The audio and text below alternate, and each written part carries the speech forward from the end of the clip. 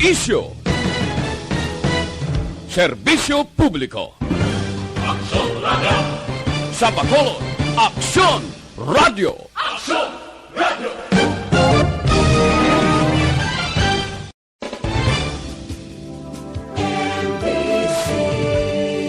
Manila Broadcasting Company.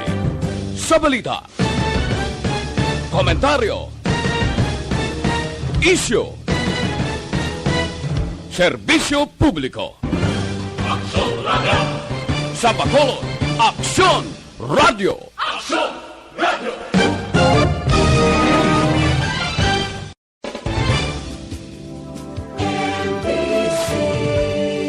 Manila Broadcasting Company. Sa balita, komentaryo, isyu, serbisyo publiko. Aksyon Radio. Sa Bacolod, Aksyon Radio. Aksyon Radio.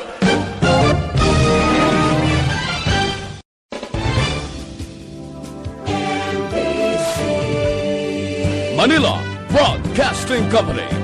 Sa balita, komentaryo, isyu, serbisyo publiko. Aksyon Radio. Sa Bacolod, Aksyon Radio. Aksyon Radio.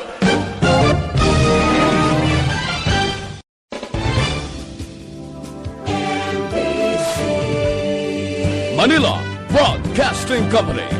Sa balita, komentaryo, isyu, serbisyo publiko. Aksyon Radio. Sa Bacolod, Aksyon Radio. Aksyon Radio.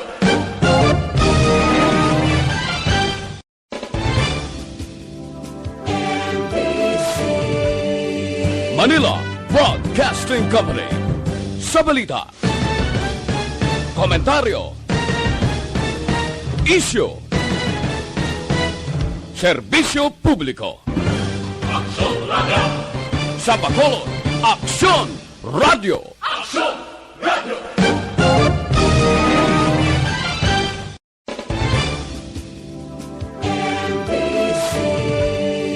Manila Broadcasting Company. Sa balita, komentaryo, isyu, serbisyo publiko. Aksyon Radio. Sa Bacolod, Aksyon Radio. Aksyon Radio.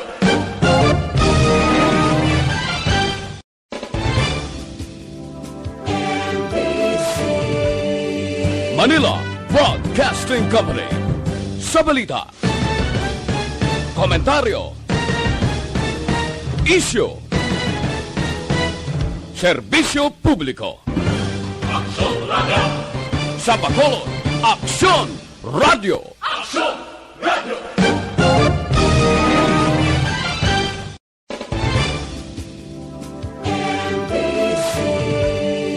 Manila Broadcasting Company. Sa balita, komentaryo, isyu, serbisyo publiko. Aksyon Radio. Sa Bacolod, Aksyon Radio. Aksyon Radio.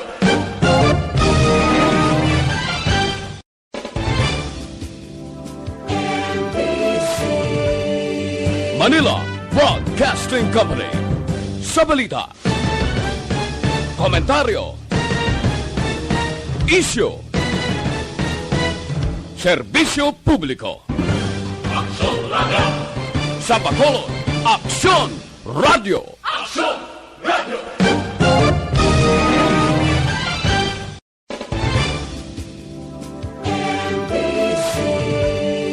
Manila Broadcasting Company. Sa balita, komentaryo, isyu, serbisyo publiko. Aksyon Radio. Sa Bacolod, Aksyon Radio. Aksyon Radio.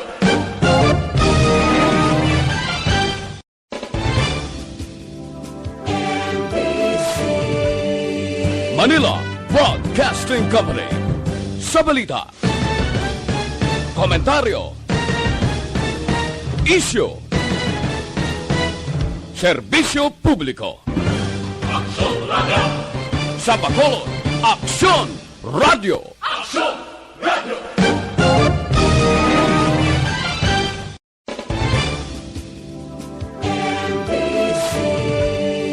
Manila Broadcasting Company. Sa balita, komentaryo, isyu, serbisyo publiko. Aksyon Radio! Sa Bacolod, Aksyon Radio! Aksyon Radio!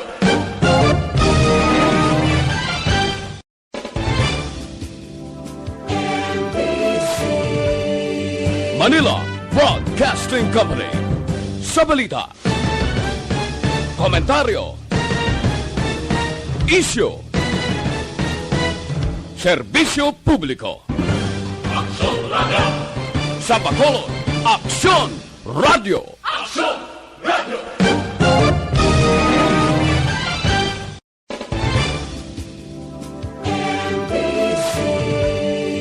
Manila Broadcasting Company.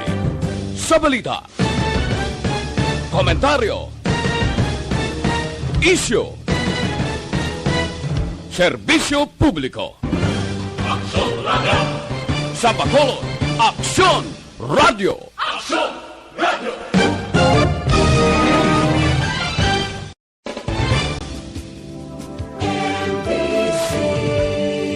Manila Broadcasting Company. Sa balita, komentaryo, isyu, serbisyo publiko. Aksyon Radio! Sa Bacolod, Aksyon Radio! Aksyon Radio!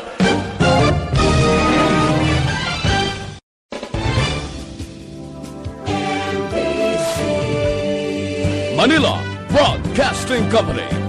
Sa balita, komentaryo, isyu, serbisyo publiko. Aksyon Radio!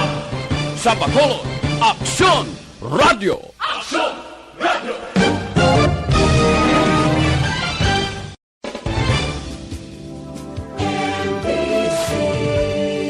Manila Broadcasting Company. Sa balita, komentaryo, isyu, serbisyo publiko. Aksyon Radio!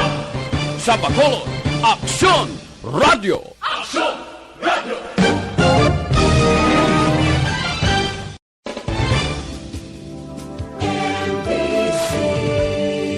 Manila Broadcasting Company. Sa balita, komentaryo, isyu,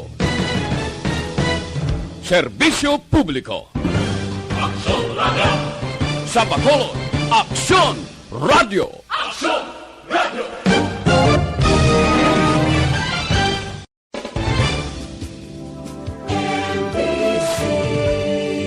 Manila Broadcasting Company. Sa balita, komentaryo, Aksyon! Balita Evening Edition. Magadulong sa inyo sang mga nagapanguna nga balita lokal, national, international, sports, kag entertainment. Aksyon! Balita Evening Edition. Kag karon ang inyo news team. Una sa balita, una sa aksyon. Mayong gabi Metro Bacolod, mayong gabi ko kabugusan nga Western Visayas. Welcome sa pagpangalagad sa Aksyon Balita Evening Edition. Karon nga adlaw Biyernes, Marso 18 tuig 2022. Makitan kita live sa mon official Facebook page kag sa YouTube channel ang Aksyon Radio Bacolod kag mabatian pag sa www.aksyonradiobacolod.com.ph. Ang iyong balita, Aksyon and Defensor. Kagaron sa atong mga headliners, una sa mga balita lokal. Madasig nga pagkaubos ang bakuna sa mga kabataan ginalauman sa Bacolod EOC. Mayoral candidate sa syudad sang Silay ginpasakaan kaso. Sa mga nagapanguna nga balita nasyonal, kadamuon sang unemployed Pinoys nagnubo sang Enero 2022. Vape bill ginapa-veto kay Presidente Duterte. Una sa balita, una sa aksyon. Detalye sa atong mga nagapanguna nga balita lokal pagkatapos lamang sa mga ini.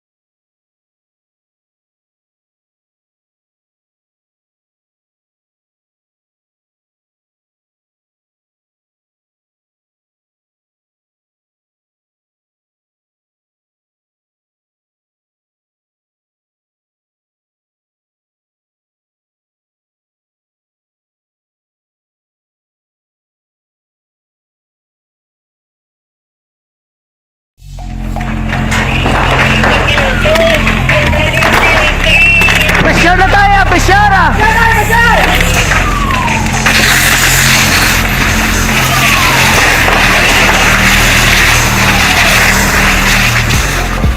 Every day is Mayang gabi sa aton nga mga ka-action nga naga-monitor via Facebook Live sa kay Ma'am Ati Akim Eriman. Bow, Ma'am. Bata pa nagli. Inday lang Sa kay Sir Eric Fernandez, mayong gabi dira sa imo, sir. Kag mayo lang nga pag-monitor. Sa kay Ma'am Vanessa Mayo with Doc Matt Mayo. Good day. Happy St. Patrick's Day dito sa Minnesota, USA. Thank you so much, good Ma'am Van, sa pag-monitor. Sa kay Ma'am Ana Sinoro, good evening man. Sige. Sa liwat sa aton nga mga ka-action, padala lang kamo sa inyo yung mga mensahe, inyo greetings, and argali i-share ko na lang sa inyo sa mga luyag dira or interested nga mag-join kay given nga pila na lang ka inadlaw or may bulan pa ang antes man ang May 9 election. So ari ang Aksyon Radyo Bacolod unahon ko danay. Gusto ko may may intro. Charis. Attention with 6 exclamation point. Chak naman Action James. Luyag mo ba lamang in kabahin sing coverage team sa Aksyon Radyo Bacolod para sa 2022 national and local election sa Mayo 9, 2022. Ang Aksyon Radyo Bacolod nagapangita sang data gatherers ang Mangin mainalamon sa pagpili sang kandidato. Mangin mabinantayon kag mainid sa mga ibutang sa pwesto.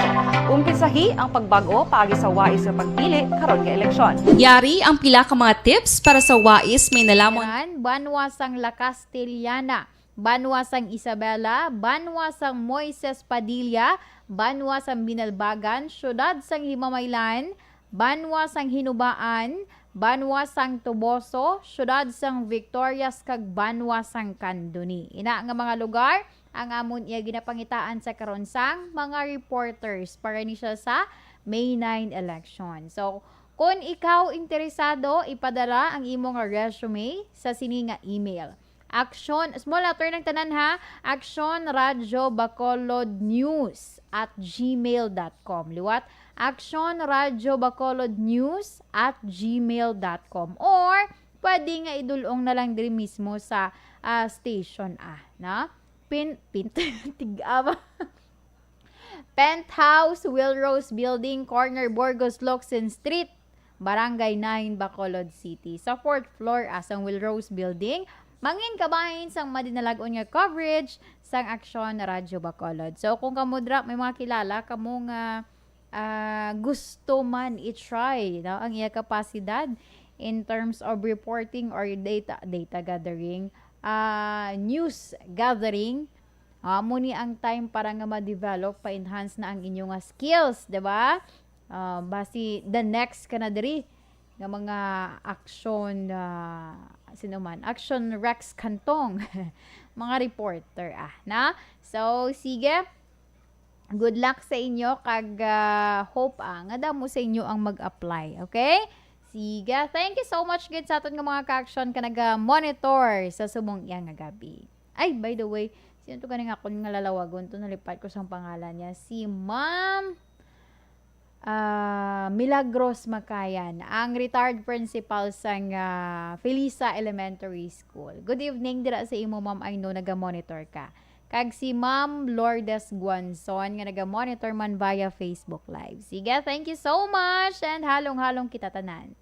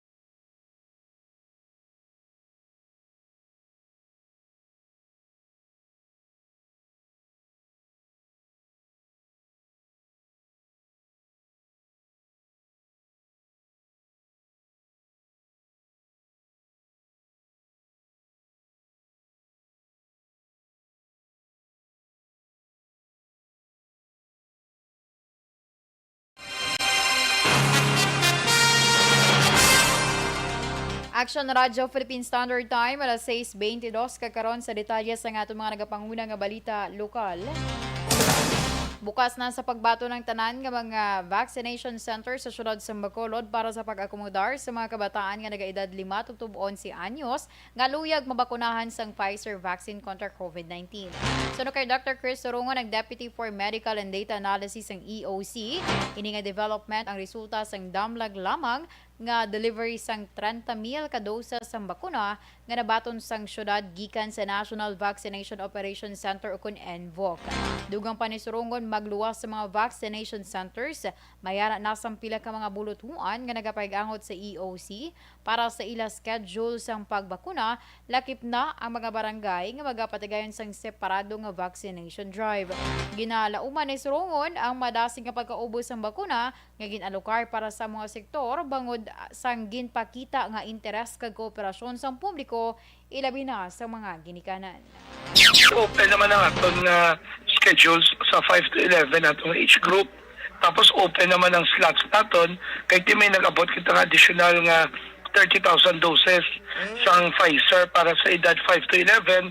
So kung ano na subong, we're accepting walk-ins.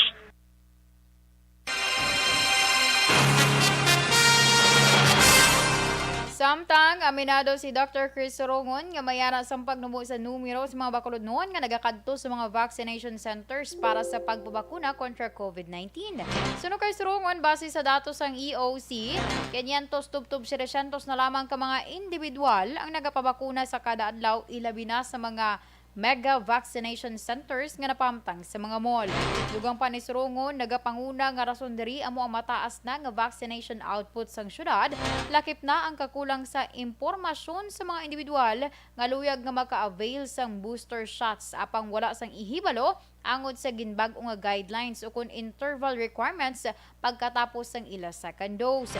Bangod sini plano sang EOC nga magpatigayon man sang lapnagon nga information and education drive sa palaabuton.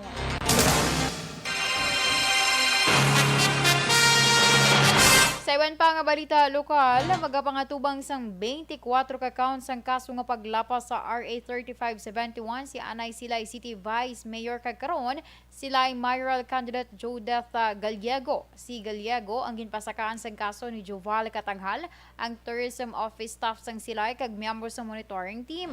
Suno kay Katanghal, ang mga campaign materials ni Gallego ang ginlansang sa 24 ka mga puno sang kahoy nga nahamtang si National Highway nga sakop sang barangay Ginhalaran sa syudad sang Silay.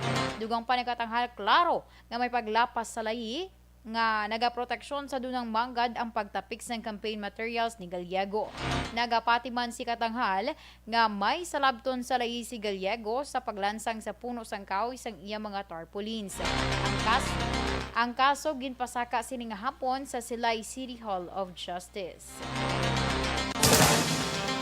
Handa naman si Silay City Mayoral candidate kag anay Silay City Vice Mayor Joldatha Gallego nga sabton ang ginpasaka nga kaso batok sa iya sang isa ka staff sang Silay City Tourism Office. Sa interview sang Aksyon Ranjo Bacolod, ginpahayag ni Gallego nga politically motivated ang pagpasaka sang kaso, ilabi na nga nagahilapit na ang campaign period sa lokal. Dugang pa ni Gallego, madamo sang anggulo nga mahimo natabo antes ang pagpasaka kag karon ilang nga ginatun-an. Nagapaninduga naman si Gallego nga wala siya sang maginapas nga layi, ilabi na sa paghatag proteksyon sa dunang manggad. Nagahingyo si Gallego sa iyang mga taga-suporta nga himuon lamang ang husto. Una sa balita, una sa aksyon.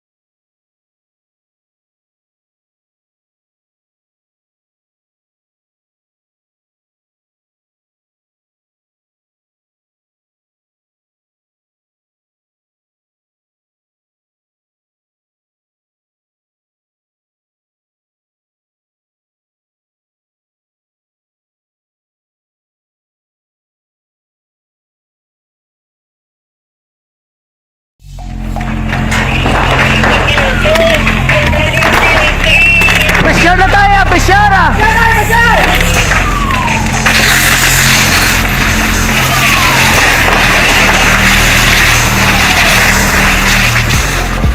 Every day is Fire Prevention Day. Gani importante nga maihibalo kita kung paano malikawan ang sunog. Yari ang pila ka mga action tips angot sa fire prevention. Sa tiun nga maghalin sa balay, siguraduhon nga naka-unplug ang tanan nga saksakan. Likawan ang octopus connection o kung ang pagsaksak sang madamo nga gamit sa isa ka outlet. Dapat wala man sang overloading sa mga saksakan kag lantawon kung masarangan ang mga appliances nga nakasaksaka. Likawan ang mga substandard nga kagamitan. Hindi pag i-charge ang gadget overnight kaang isang cellphone. Taguon ang mga posporo, lighter, kag iban pa nga flammable materials sa mga kabataan. Kag siguraduhon man nga malayo ini sa kalan. Siguraduhon man nga wala nagalik ang inyong LPG. Sa isa ka business establishment, dapat mayara sang fire extinguisher kag dapat nakahibalo ang tanan sa pag-usar sini. Hibaloon man ang expiration date sang fire extinguisher kag i-refill kung expired na. Magpreparar sang fire exit plan lagi pa diri ang emergency exit o kung ang lugar nga wala sang harang nga pwede guaan sa tiun sang sunog. Dapat nakasave sa inyong mga cellphone ang mga emergency numbers nga pwede tawagan sa tiun sang emerhensya. Kung nagakalayo ang imong lawas, himuon ang stop, drop, kag roll. Para malikawan ang sunog, nagakinahanglan ini sang partisipasyon sang publiko. Kung nakahanda kita sa mga kalamidad, dapat preparado man kita sa sunog. Ini sa Action Daily Salazar para sa action tips nga nagapahanumdom nga maghalong sa tanan nga tiun. Nalamon sa pagpili sang kandidato, mangin mabinantayon kag mainid sa mga ibutang sa pwesto. Umpisahi ang pagbago paagi sa wais sa pagpili karon nga eleksyon. Yari ang pila ka mga tips para sa wais may nalamon kag insakto nga pagpili sang pagabutohon. Una, maghimo sang listahan sa mga kandidato kag maghimo sang listahan sang posible iboto. Ini ang pwede mo ibase sa ila plataporma kag mga panindugan sa kada isyu. Ikaduha, kibalua ang mga isyu o kung tupiko nga importante sa imo bilang isa ka botante. Magdesisyon kung ang para sa imo nga tupiko nga dapat hatagan sang pagtamod, isyu kaangay sang government transparency, human rights, unemployment, korupsyon, kapigaduhon, mataas nga crime rate, rural area development, mga environmental issues kaangay sang polusyon, COVID-19 kag iban pa. Ikatatlo, kilalaha ang mga kandidato. Agud nga mas makilala ang mga kandidato, i-konsiderar ang pila ka mga puntos kaangay sang paglantaw sang debate kag public discussion sang mga kandidato kag hibalua ang leadership background o kung eksperyensya sa pagpamuno kag performance sa isa ka kandidato. Ikaapat, kag ang labi nga importante sa tanan,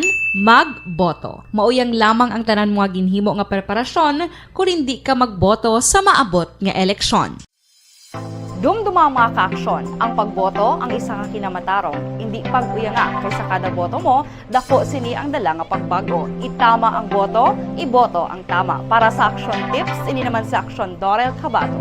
Sa din ka manyabahin sang Pinas, labuton ka sa amon balita kag serbisyo. Sama-sama tayo, Pilipino. Una sa balita, una sa aksyon, sa Bacolod, Aksyon Radio. Mangin may The Candidates Forum. The Candidates Forum, hibaloon ang mga plataporma di gobyerno. Usisaon ang nahimuan kag inagihan sa mga politiko. Patpaton ang mga proyekto nga ila ginaplano.